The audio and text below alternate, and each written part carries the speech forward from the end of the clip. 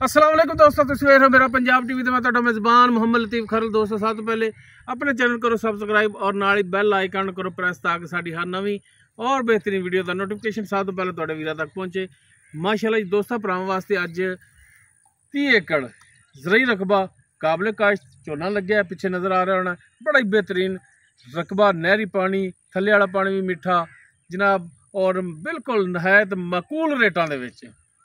मुकम्मल इसकी जी डिटेल होगी वो देंगे भाई सरदार अशे यार डोगर, सदाबार प्रॉपर्टी डीलर आरिफ वाला।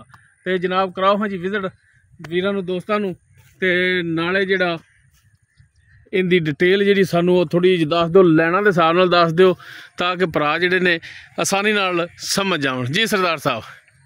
बिस्मिल्लाहिर्रहमानिर्रहीम, अस्सलाम वालेकुम दोस्तों। रकबा लैके आए अज 30 एकड़। 30 एकड़ रकबा है जिहड़ियां कि 5-5 एकड़ दियां 3 लैनां ने, 1 एकड़ नाल है पक्की तो सिर्फ 3 एकड़ है जिथे असीं खड़े हैं ना।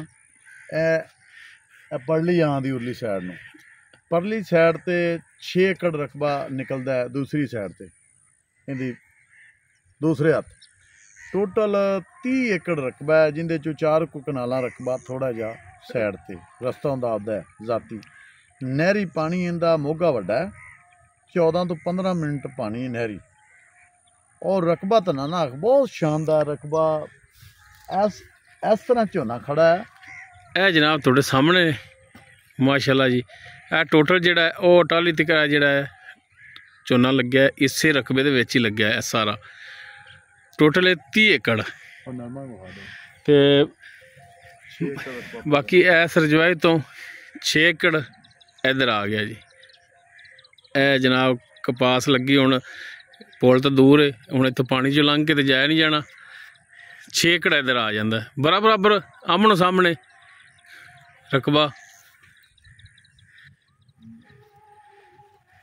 बाकी जिहड़ियां गल्लां ने वो दोस्तों नूं अगे भी दसदे रहीदा है। बेहतरीन सोहना रकबा है, 2 इहदे मालक ने और रकबा इंशाल्लाह रेट दे हिसाब नाल। और इहो जिहे रकबे असीं जिहड़े वेखे ने लोगों ने उन्हां दी 60-60 लाख रुपया डिमांड करते हैं।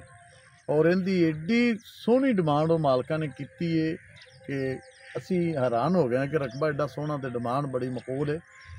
30 लाख रुपया ये मालक डिमांड करते हैं फी एकड़ दा। फी एकड़। और मौके ते ये कमा पेशी भी इहदे च हैगी। हाँ जी, कमा पेशी भी हैगी बिल्कुल। ते बाकी जिहड़ियां अलहमदुलिल्लाह अल्लाह खैर करेगा इंशाल्लाह। भरावां नूं वीडियो दित्ती है, पेश कीती है, जिंदे पसंद आवे वो राबता करे। अपना नंबर मैं तुहानूं दस देना, आपदा भाईए ने भी दस दिता अगे, भाई लतीफ ने भी 0374 13 445। सरदार अरशद हज़ार डोगर आरफ वाला, सदाबार प्रॉपर्टी डीलर। बाकी मजीद भाई तुहानूं सारियां लैना चेक करांदा। लो जी माशाल्लाह जी, टोटल जनाब जिहड़ा जी इस साइड ते जिहड़ा है ये झोना काश्त किया है और बिल्कुल तैयार है। बाकी माशाल्लाह बड़े ही मकूल रेटां दे विच जनाब है जिहड़ा रकबा है। रस्ता बेहतरीन है जनाब। सरदार साहब जी जा रहे हैं, सिर्फ 3 किले ने, चौथा किला जिहड़ा है वो जनाब रकबे विच इहदे सामने भी है। बाकी 30 लाख डिमांड, इहो जिहे रकबे वास्ते कोई कनी नहीं। और इस 30 लाख दे विच भी कमी पेशी है माशाल्लाह जी, बड़ा बेहतरीन। और वो सामने जिहड़े नज़र आ रहे हैं उत्थे जनाब जी उधरों पानी का मोगा है, उस साइड तो है, उधर पानी इनू आता है। उम्मीद करांगे वीरां नूं साडी अज दी वीडियो पसंद आवेगी। पसंद आवे इनू लाइक शेयर और कॉमेंट सैक्शन अपनी बेहतरीन राय नाल आगाह जरूर करे जी। इस दे नाल अपने मेज़बान मोहम्मद लतीफ़ खरल नूं देवो इजाज़त। इंशाअल्लाह मिलांगे एक नवीं और बेहतरीन वीडियो नाल। अल्लाह हाफिज़।